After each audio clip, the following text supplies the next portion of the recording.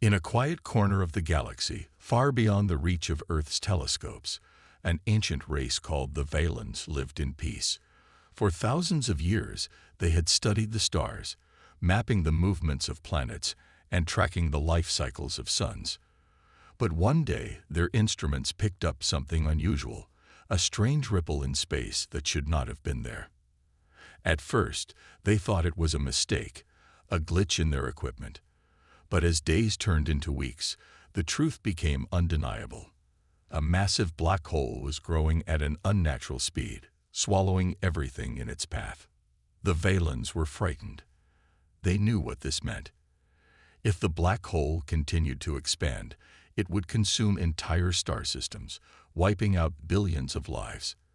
Their own world might be next. Desperate for help, they sent distress signals across the galaxy, hoping someone, anyone, would hear their call. But the universe seemed eerily silent. No one answered. Meanwhile, on Earth, Daniel Carter sat in his small office at a research facility in Colorado. He was a young astrophysicist with messy brown hair and a habit of drinking too much coffee. His colleague, Laura Bennett, often teased him about it. "You'll turn into a caffeine machine if you're not careful," she joked. Despite her playful tone, Laura respected Daniel deeply. She admired how he could solve problems no one else even dared to try. That evening, as Daniel analyzed data from deep space radio telescopes, something unusual caught his eye. Buried beneath layers of static was a faint signal. It wasn't like anything he'd seen before. Curious, he adjusted the settings and played it back. The message was fragmented, filled with strange tones and patterns, but there was no mistaking its urgency.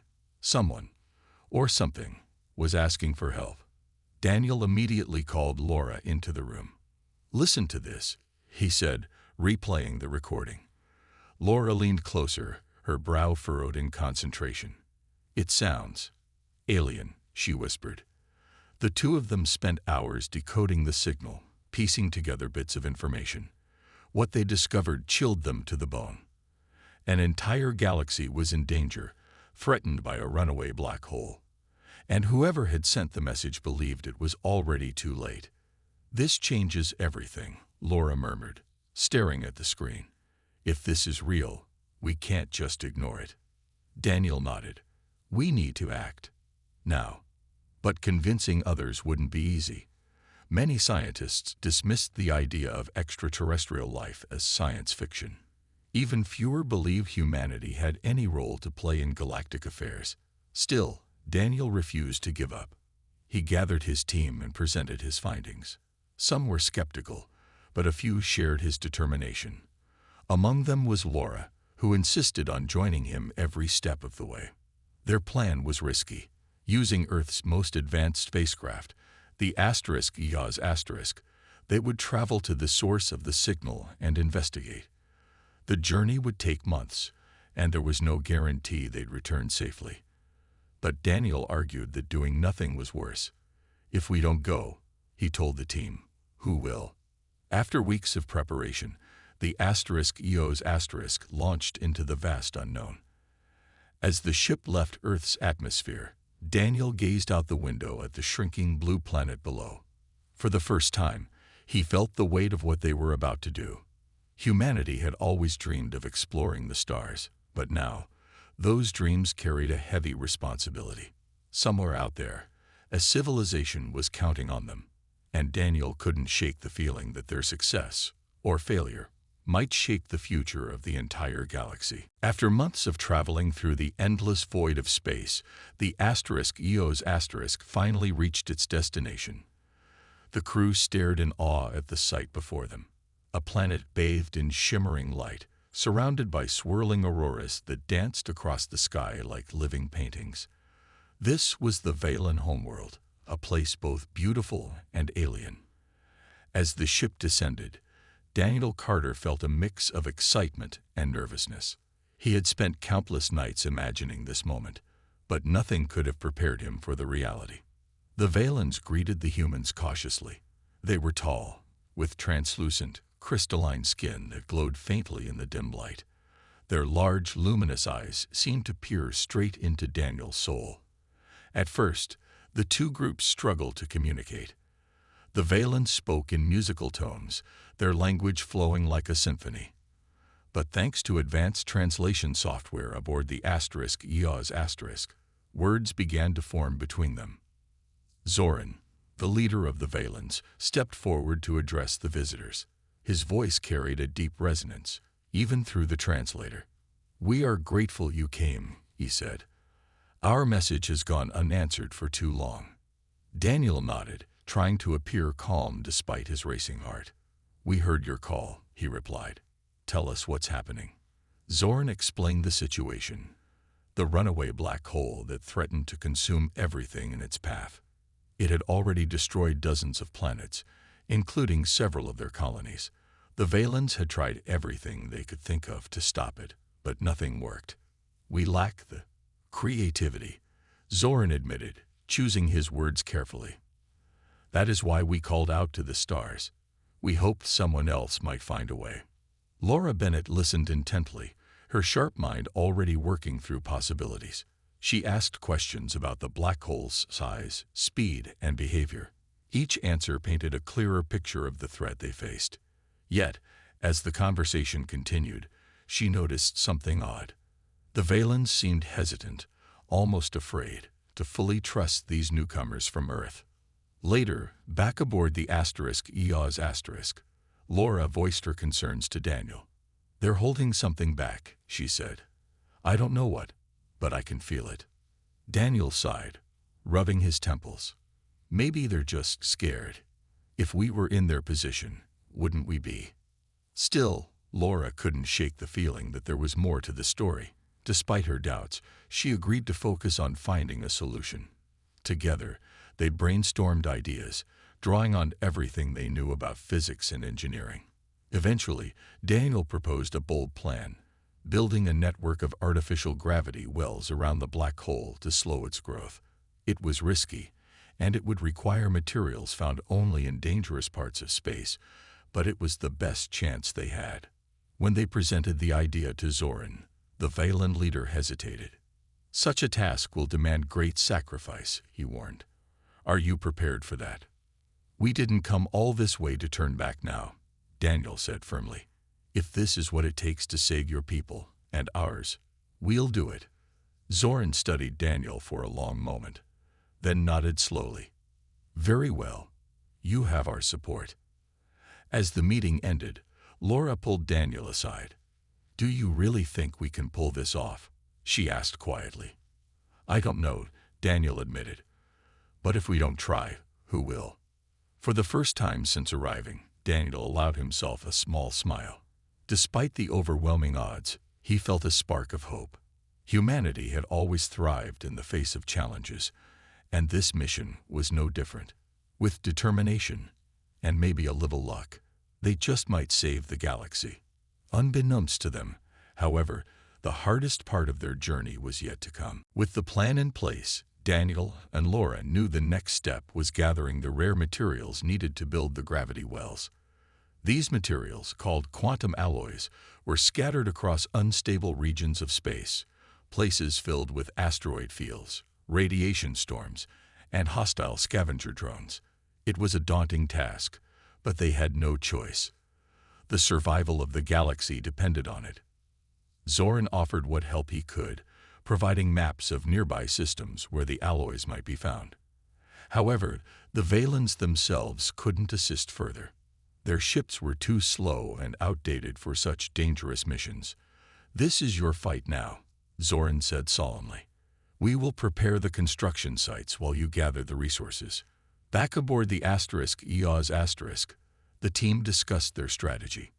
They needed someone who knew the area well, someone familiar with navigating treacherous zones.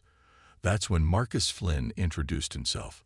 A rogue trader with a scruffy beard and a cocky grin, Marcus claimed to know exactly where to find the alloys.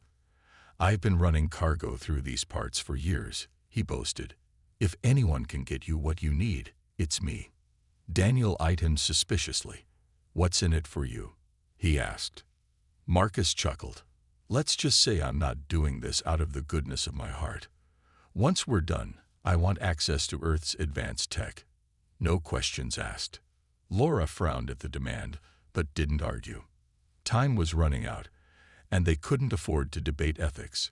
Reluctantly, Daniel agreed to Marcus's terms. "Fine," he said, "but if you double-cross us, you'll regret it." The first expedition took them to a dense asteroid field teeming with jagged rocks and debris. Navigating the chaos required precision flying, which Marcus handled with surprising skill.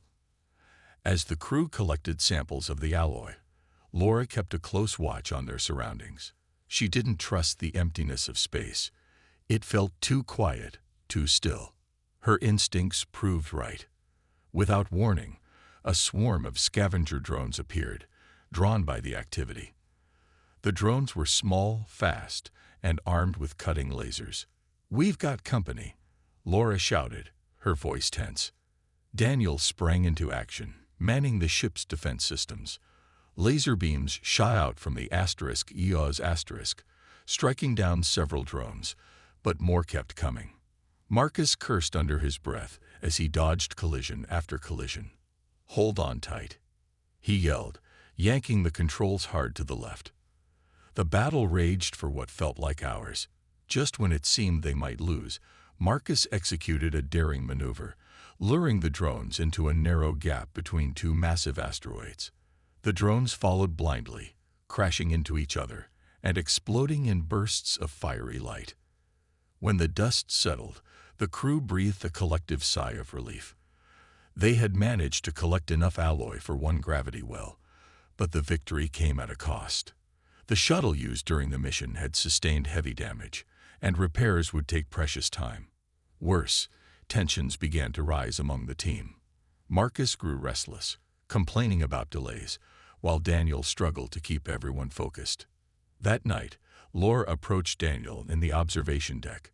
"We're pushing ourselves too hard," she said softly. "People are starting to crack under the pressure." "I know," Daniel admitted. He stared out the window at the endless expanse of stars. "But we don't have a choice. If we stop now, everything falls apart." Laura placed a hand on his shoulder. "Just remember, we're all in this together. We'll get through it, as long as we stick together." For a moment, Daniel allowed himself to believe her words, but deep down, he couldn't shake the feeling that greater challenges lay ahead.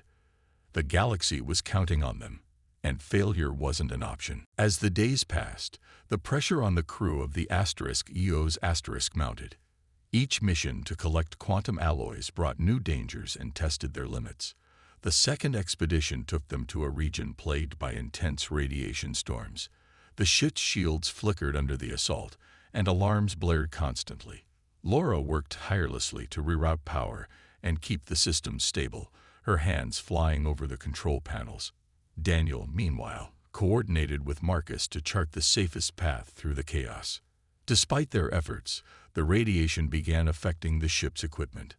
Sensors malfunctioned, and communication signals became garbled. "We're flying blind," Marcus shouted as another wave of static hit the comms. His usual confidence wavered, replaced by frustration and fear. Laura tried to stay calm. "Stick to the plan," she urged. "We've come too far to turn back now." Finally, after hours of navigating the storm, they reached the asteroid cluster containing the alloys. But extracting them proved harder than expected. The radiation made the mining process slower, and every second felt like an eternity. Just as they finished loading the last batch, a massive solar flare erupted nearby, threatening to engulf the ship. Daniel barked orders, and everyone scrambled to execute an emergency jump to safety. Back aboard the EOS asterisk, tempers flared. Marcus accused Daniel of poor leadership, while Daniel snapped back, blaming Marcus for reckless decisions during the mission. Laura stepped between them, her voice firm. "Stop it. Arguing won't fix anything. We need to focus or none of us will make it out alive." Her words silenced the room, but the tension lingered. Everyone was exhausted, physically, mentally, and emotionally. The weight of their mission bore down on them, and cracks were beginning to show. Things came to a head during the third expedition. This time, they faced not only environmental hazards but also sabotage. Someone, or something, had tampered with the shuttle's navigation system, causing it to veer dangerously close to a field of drifting space debris.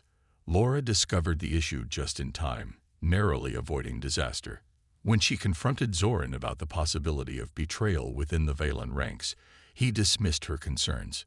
"We are united in this cause," he insisted. "No one among us would jeopardize our survival." But Laura wasn't convinced. She shared her suspicions with Daniel later that evening. "I don't trust them completely," she said. "Something feels off." Daniel sighed, running a hand through his hair. "I know what you mean. But we can't afford to doubt everyone right now. We have to keep moving forward." The strain began taking its toll on Daniel as well. He spent long hours alone in the observation deck, staring at the stars. Doubts gnawed at him. Was he truly capable of leading this mission? Could humanity really save an entire galaxy? For the first time, he questioned whether coming here had been a mistake. Laura found him one night, sitting quietly in the dim light. She sat beside him without saying a word, letting the silence stretch between them. Finally, she spoke. "You're carrying the weight of the world on your shoulders," she said gently. "But you don't have to do it alone. We're all here with you." Her words gave him a small measure of comfort, but the challenges kept coming. During the next extraction attempt, a critical piece of equipment failed, leaving the team stranded in hostile territory. With no other options, Marcus volunteered to repair the device manually, knowing the risk involved. As he suited up and stepped outside the ship, Daniel watched anxiously from the cockpit. Marcus worked quickly, his movements precise despite the danger. But as he completed the repairs, a sudden surge of energy knocked him off balance. For a moment, it seemed like he might drift away into the void. Then, with a final burst of effort, he secured himself and signaled for retrieval. When he returned to the ship, his face was pale but determined. "Don't get used to me saving the day," he quipped weakly, though his bravado couldn't hide the exhaustion in his eyes.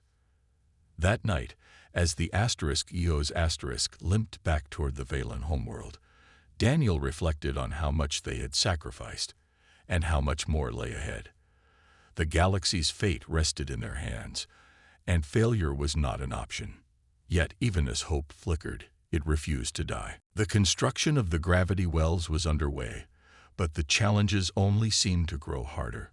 Back on the Valen homeworld, Daniel and Laura worked side by side with Zoran and his engineers, assembling the massive structures that would stabilize the black hole. The process required precision and teamwork, but tensions between the humans and the Valens began to rise. Zoran grew increasingly impatient, pushing for faster progress. "Time is slipping away," he said sharply during one meeting.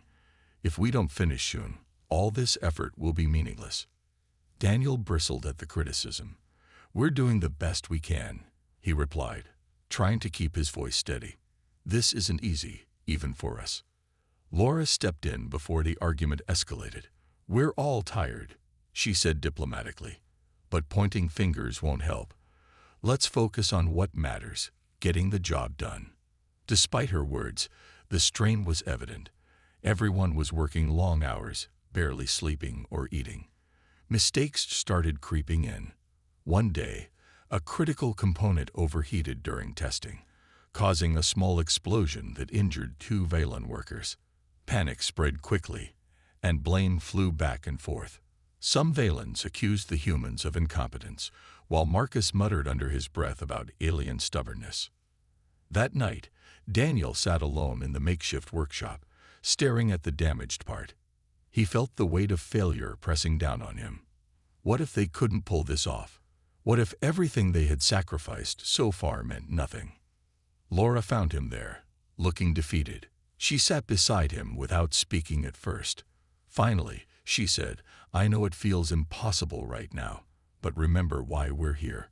We didn't come this far to give up." Her words sparked something in Daniel, a flicker of determination. She was right. They couldn't afford to lose hope, no matter how hard things got.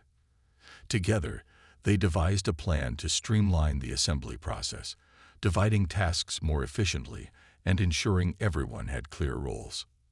Meanwhile, Marcus surprised everyone by stepping up. Though he still complained constantly, he threw himself into the work with unexpected energy.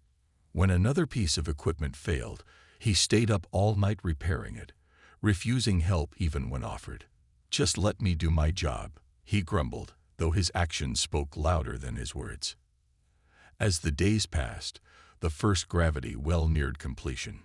It was a towering structure, shimmering with energy and humming softly. The team gathered around it, exhausted but proud. For the first time in weeks, there was a sense of accomplishment in the air. But their celebration was short-lived. During the final calibration phase, a sudden surge of energy destabilized the system. Alarms blared, and warning lights flashed red. If the well collapsed, it could trigger a chain reaction, destroying everything they had built. Without hesitation, Marcus sprang into action. "I'll fix it," he shouted, grabbing a toolkit and heading toward the core. Daniel tried to stop him, but Marcus shook him off. "There's no time to argue," he snapped. "Just trust me." As Marcus worked inside the unstable core, the rest of the team watched anxiously from a safe distance.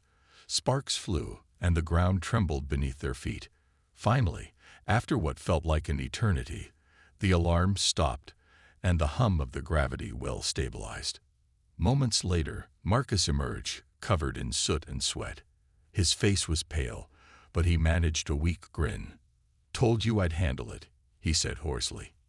Everyone cheered, but Daniel noticed something in Marcus's expression, a mix of relief and sadness. Before anyone could say anything, Zoran approached, his glowing eyes filled with gratitude. "You've done more than we could have asked," he said solemnly. "Your sacrifice will not be forgotten." Though the gravity well was complete, the cost weighed heavily on everyone. Marcus refused to talk about what had happened inside the core, retreating to his quarters as soon as possible.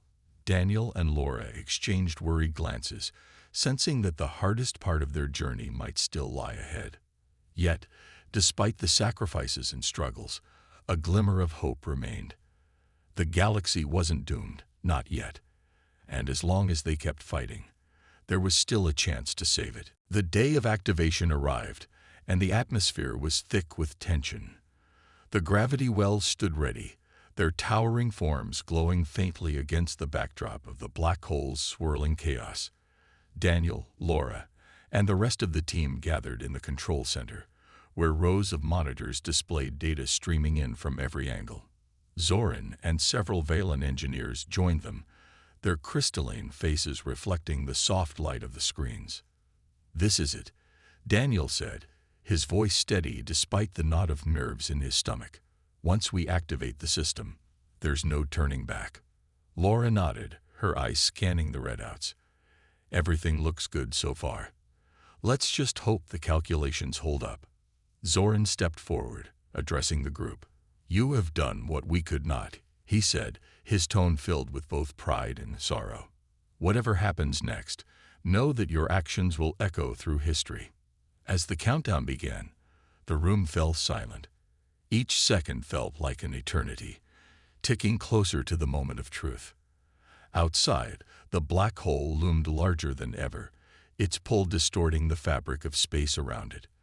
The fate of the galaxy rested on this one attempt. When the timer hit 0, Daniel pressed the activation button. The gravity wells hummed to life, vibrating with energy as they created a network of artificial forces designed to counteract the black hole's expansion. At first, everything seemed to work perfectly. The readings showed the black hole slowing down, its monstrous growth finally under control. But then, disaster struck. A massive surge of gravitational energy rippled outward, threatening to tear apart the *Eos* and destabilize the entire operation. Alarms blared, and warning lights flashed red across the control panels. "We're losing stability," Laura shouted, her fingers flying over the controls. If this keeps up, the whole system will collapse. Daniel turned to Zoran, desperation in his eyes. Is there anything you can do? Any way to reinforce the wells? Zoran hesitated, his expression grim. There is one option, he said slowly. A decoy vessel could draw the excess energy away, giving the system time to stabilize. But he trailed off, glancing at the nearby ships. Before anyone could respond, Marcus Flynn stepped forward. His usual cocky demeanor was gone, replaced by a quiet resolve. I'll do it, he said firmly. No, Daniel protested. It's too dangerous. We'll find another way. There isn't time, Marcus shot back, his voice calm but firm. You know it as well as I do. Besides, someone has to make sure this works. He gave a small, sad smile. Consider it my final contribution. Before anyone could stop him, Marcus ran toward a nearby shuttle. Daniel and Laura chased after him, pleading for him to reconsider, but he ignored their cries. Once inside the cockpit, he locked the doors and initiated launch protocols. Through the comms, his voice came through clearly. Tell Earth. I made a difference. The shuttle launched into the heart of the storm, drawing the destructive energy away from the gravity wells. As the ship disappeared into the swirling maw of the black hole, the system stabilized. The hum of the wells grew steady, and the black hole began to shrink, its threat neutralized. Back in the control center, silence fell. No one spoke as they watched the readings confirm success. Tears streamed down Laura's face, and even Zoran bowed his head in respect. Daniel clenched his fists, overwhelmed by grief and gratitude. They had saved the galaxy, but at a terrible cost. Marcus's sacrifice weighed heavily on everyone, a reminder of the price paid for survival. Yet, amid the sorrow, there was also hope. Against all odds, humanity had risen to the challenge, proving that courage and unity could overcome even the greatest threats. As the crew prepared to return to Earth, Daniel took one last look at the shrinking black hole. They had faced the impossible and won. But he knew the memory of Marcus Flynn would stay with him forever, a symbol of the bravery that had saved them all. The journey back to Earth was quiet, the weight of what they had accomplished and lost hanging over the crew of the *EOS*. Daniel spent most of his time staring out the window at the stars, replaying the events in his mind. Marcus's sacrifice haunted him, but so did the realization that humanity had stepped up when it mattered most. Laura tried to comfort him, but even she struggled to find words. Some things didn't need saying. When the *EOS* finally entered Earth's atmosphere, the sight of the blue planet below brought a mix of emotions. It felt strange to return home after everything they had been through. To the rest of the world, life went on as usual. People working, laughing, and living their lives unaware of how close they had come to destruction. But for Daniel and Laura, nothing would ever be the same again. News of their success spread quickly. Governments, scientists, and ordinary citizens celebrated the heroes who had saved not just Earth, but the entire galaxy. The Valens sent a formal message of gratitude, inviting humanity to join a newly formed interstellar council. For the first time, humans were seen as equals among the stars, partners in shaping the future of the universe. Daniel and Laura were hailed as heroes, their faces appearing on news broadcasts and magazine covers around the world. They attended ceremonies, gave speeches, and answered endless questions about their mission. Yet despite the attention, neither of them felt like celebrating. Their thoughts kept drifting back to Marcus and the others who had given everything for the cause. Months later, Daniel stood on a hill overlooking the night sky. The air was cool, and the stars twinkled brightly above him. Laura joined him, carrying 2 cups of coffee. "Still can't sleep?" she asked, handing him one of the cups. "Not really," Daniel admitted, taking a sip. "Sometimes I wonder if we deserved all this praise. We didn't do it alone." Laura nodded. "You're right. None of this would have happened without Marcus or the Valens, but that doesn't mean your part wasn't important. You led us through the hardest moments. Don't forget that. Daniel smiled faintly. I just wish he could see this. All of it. He does, Laura said softly. In a way, every star up there reminds me of him. Of all of them. They stood in silence for a while, letting the moment stretch out. Finally, Daniel spoke. Do you think we'll ever go back? To space, I mean. Laura chuckled. Are you kidding? After all this, there's no way they'll let us stay grounded. Humanity's got a seat at the table now. And honestly, I think we earned it. Daniel nodded, feeling a spark of hope ignite within him. The road ahead wouldn't be easy. There would always be challenges, dangers, and sacrifices, but humanity had proven it could rise to meet them. Together, they had shown the galaxy what it meant to be brave, resourceful, and united.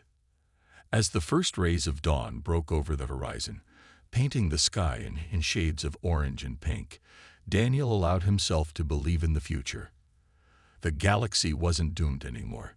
Against all odds, humanity had stepped onto the cosmic stage, ready to build something new, a brighter, better tomorrow. And somewhere, out among the stars, Marcus Flynn watched over them, a silent guardian who had made it all possible.